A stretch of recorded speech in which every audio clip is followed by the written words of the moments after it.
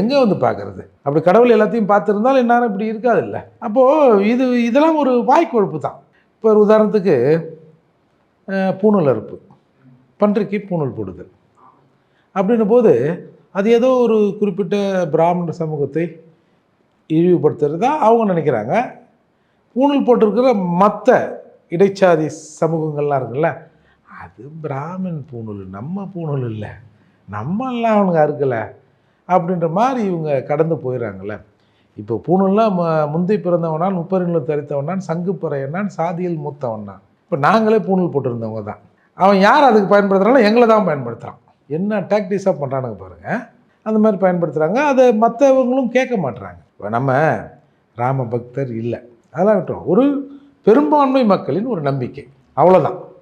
நான் அதோடு நிப்பாட்டுருவோம். அப்படி இருக்கிற போது அதை வந்து இழிவுபடுத்துகிறோமே, இழிவுபடுத்தி அவங்ககிட்டே போய் யாசங்க ஓட்டு பிச்சை எடுக்கிறோமே, அவன் ஏய் நேற்று நீ அந்த மாதிரி பேசினவன் தானே அப்படின்னு அவன் நினைப்பான் அப்படிங்கிற எண்ணம் இவர்களுக்கு இல்லை. ஏன்னா பிகாஸ் நம்ம அதை நினைக்கிறது இல்லை. நீங்கள் ஒன்றும் இல்லை, இப்போ இந்த ராமரை இந்த மாதிரி இவர் சொல்லிட்டாரு அப்படின்னு போய் நீங்கள் இந்த ராமர் கோயில் முன்னாடி நின்று நம்ம தமிழ்நாட்டில் ஏன்னா ஒரு பைட் எடுங்களேன். ஒரு போய் பேசுகிறான் நான் பாரு, ஒருத்தருமே கொடுக்கல சார். எல்லாருமே வேணாப்பா வேணாப்பா அவனை கடவுளே பார்த்துப்பான்.